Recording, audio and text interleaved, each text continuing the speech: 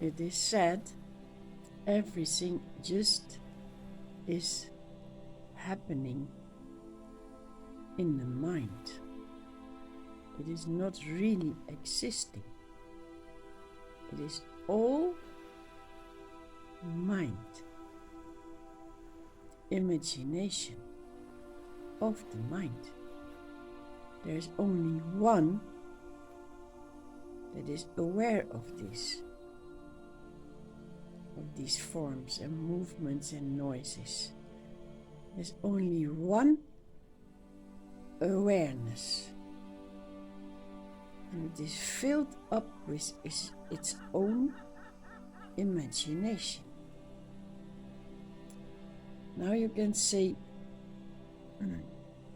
I go out, I walk in the nature, there are more people walking in the nature, it's nice weather, there are lovely flowers, dogs running around, and you see someone laughing, and you are there laughing.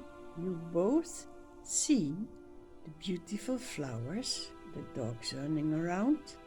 You both see all the other people. How can it be that you are the only one existing? That it is only your mind? Well, who says that they are really walking there, or they are just image in my awareness? And this awareness is aware of all movements in my mind. Who says that I walk there in the park with the dogs and the flowers and all the stuff around the movements? Who is the one saying that these images are real? Are they there? Do they exist? Is there a park? Are there dogs? Are there flowers? Are there people walking? Are you walking? You feel the warmth of the sun, you get thirsty, you go home, you drink water. Who says that you are thirsty and going home and drinking water? Who is it that is convinced? Who is convinced that this is really existing? If you ask yourself these questions, you come to know that all is in the mind of the one awareness, or the one consciousness. The awareness is conscious of all appearances. There are no others because you don't exist. Not as a body form, and not as all the other body forms and the things around.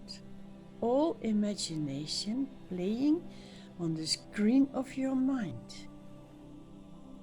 It's funny, this movie.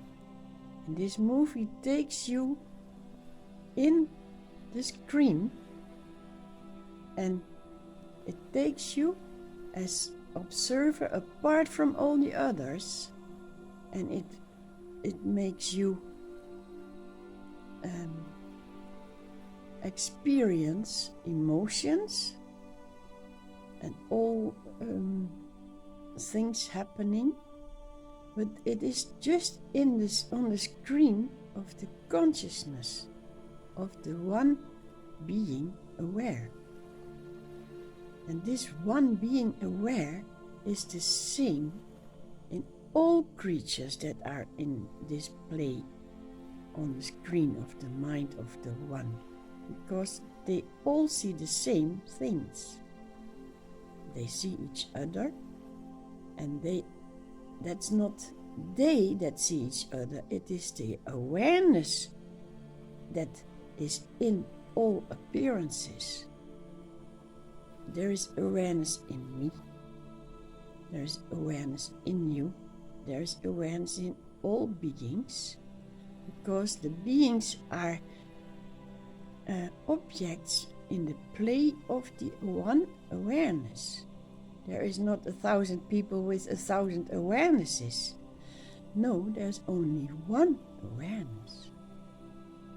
And consciousness is pointed to what is seen, but awareness itself is empty of all that. So it means you don't exist, but your awareness exists, and it is filled with the appearances in the consciousness of its own imagination. So there is empty awareness. In empty awareness appears awareness which is conscious of its own imaginations. This is all imagination of the one awareness, of the one consciousness. And when consciousness is fed up, has enough, then it returns to the empty state of the awareness that it is. That's the source, the core of being is empty. And all that comes out of it is imagination. Why? It's not about imagination, it's about knowing and realizing what it is that it is aware of these things. You make up your own story with every creature in it. You don't exist, creatures don't exist. It's the story of the consciousness in your own awareness, this one awareness. And it is, from itself, it is empty. Very difficult to follow this. Empty awareness fills with consciousness of its own imagination. Makes you free because you don't exist. Not as this form, but your awareness exists. And this is the peace of the being free of all those images. Or enjoy all the images, because you are the only one being, the only existing empty awareness. There is nothing other than empty awareness. All the rest is images of it. And it is not empty, it is aware of images. Just happens, seems to be.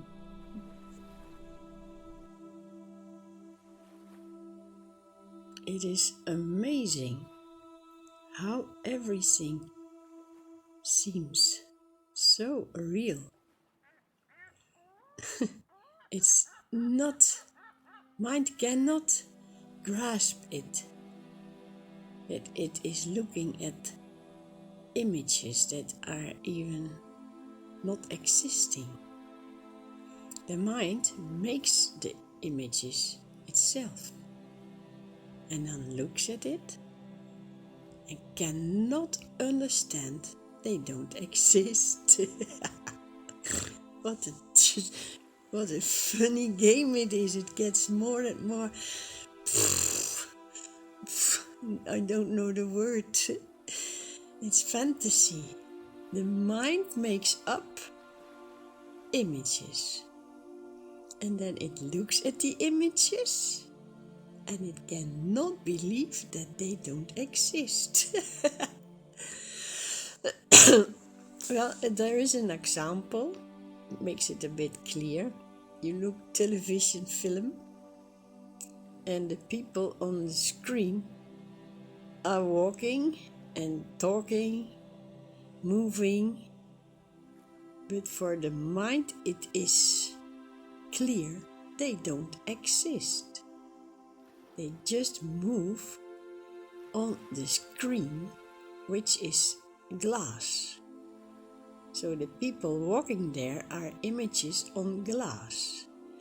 in your mind. But when the television is not working and you look through the window glass of your house outside and you see people walking and talking, the mind cannot understand that this is not real neither. It is just as much fantasy as the video on the television. But there is something wrong here. It cuts one reality in two. The reality of the image on the screen of the television is seen as not true. And the reality of the people walking, you see them through the glass of the window, that is true. But both are not true, so why bother with the mind? Mind has the job to make up things. That's the job of the mind. And the awareness inside us, the everlasting, eternal awareness, you cannot say it has a job because it is empty. But the consciousness is between the mind and the awareness is consciousness, and that can grow from an animal that is pointed to survive, to a saint sitting in meditation and not even aware of his existence. That's what the consciousness can do. It can grow from 0 to 100 and then to nothingness, way up there. But it is all inside the body form. And you can be aware of it. So whatever you see, it is made up. But if you say something on the street, just walking by, you see a person walking by and you say, "Hi, do you know that you don't exist?" Well, maybe they say you don't exist neither, and then they have a consciousness that's a bit more developed, but they will probably call the doctor or... But in fact, in reality, nothing exists because it is image, imagination of the mind. And the mind is all kinds of layers of being aware and not knowing and starting to understand. So that's the tool. The mind makes up all the things that are appearing, and the mind is the tool itself to see through it. It makes it up, and then it has to see through it that it's nonsense. And in the meantime, there is this body form with emotions and feelings and all that. Preferences for this and not wanting that.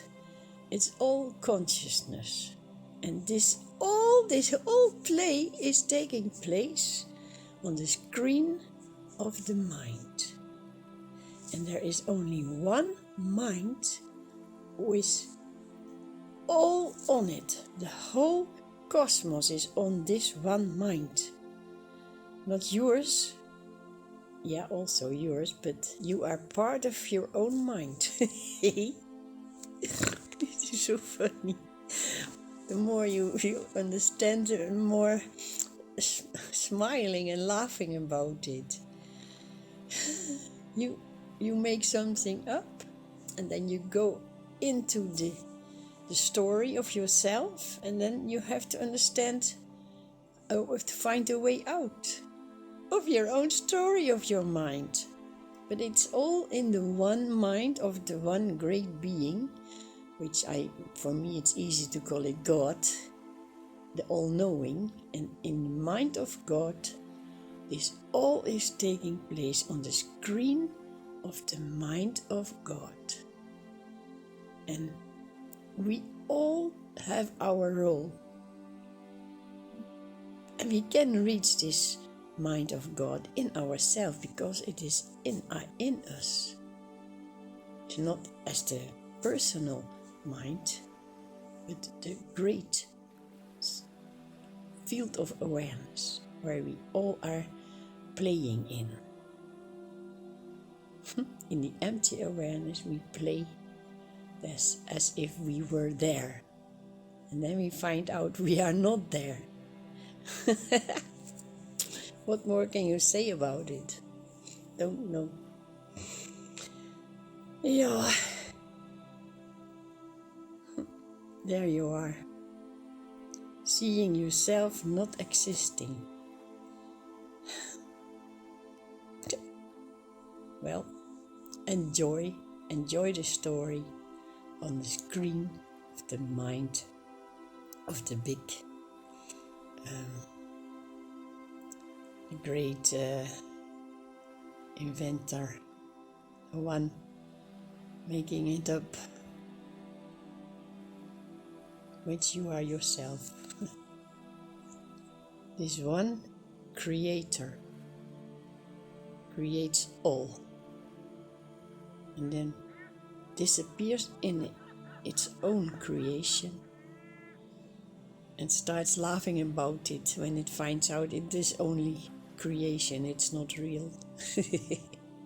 Well, have a good time in your story of creation.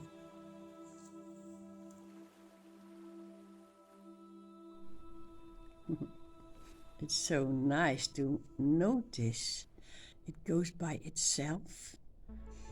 The more you see that you are not all these surroundings and these appearances and the form that is looking at it,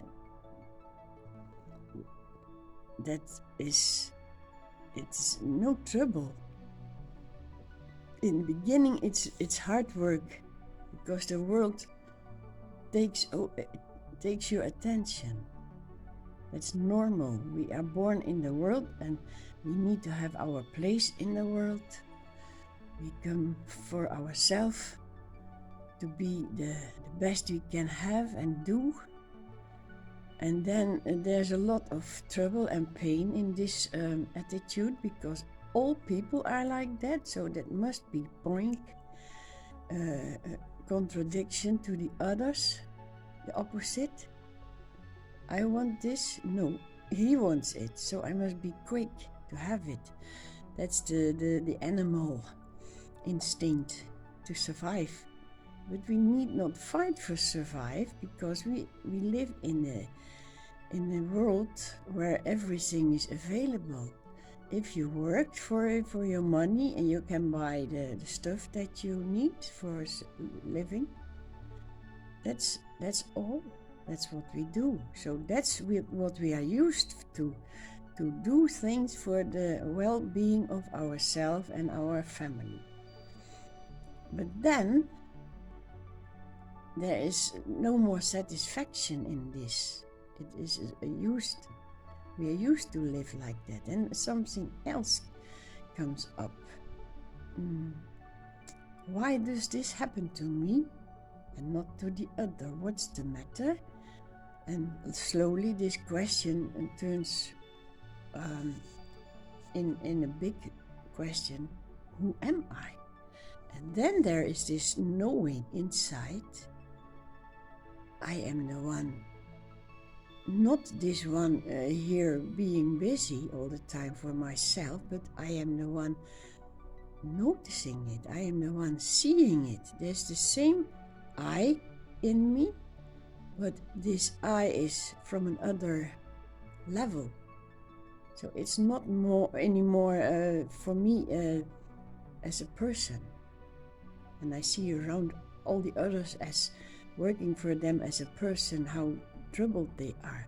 So the more you are directed from the inner to know the real self, the stronger it gets what you are, and the weaker it is from the outside. It is just a story, a movie passing. You look at the movie and you thought it was you. But now, the more you are being busy with this, the more it grows what you really are. It cannot grow because you are that eternal, but the experience grows. It grows in experience, and it is a satisfying feeling. It's a relief to know that you are not all this around. That's what grows. The soul is out of time, and it seems that it grows to itself, but the soul cannot grow because it is everlasting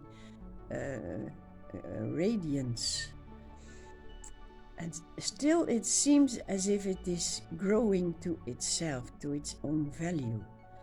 But you could see it as electricity is always the same electricity, and when you put on a lamp, then electricity seems to enter in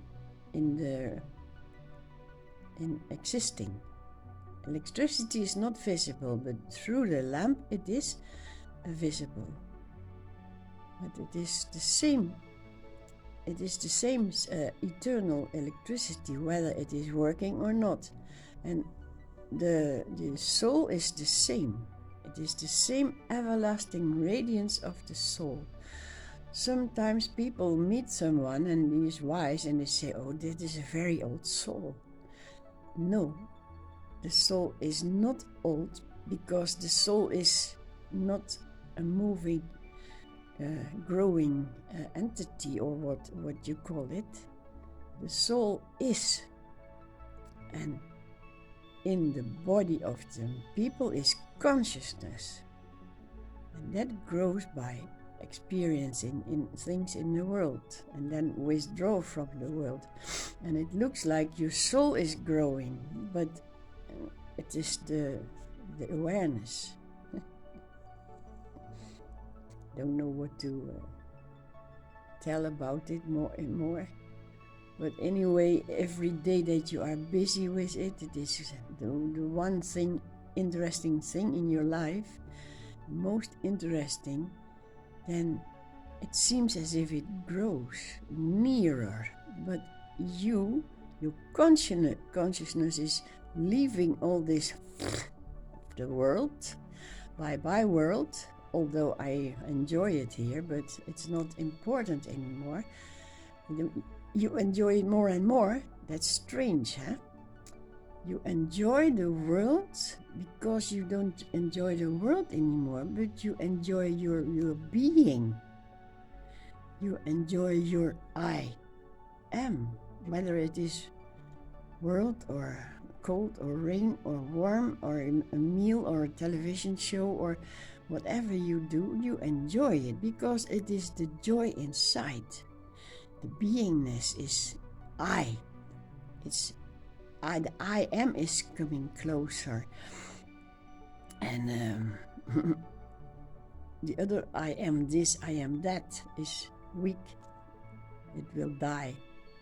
That's the best death you can have, the death of the I am this. And then, because it is not important anymore, there is a big joy, a great joy, and that is what you are. You come closer to your reality. And reality is that you are this soul. The soul isn't coming to reality. You are coming to the soul reality. Well, it's fun, it's nice, it's good, it feels warm. I hope you will feel it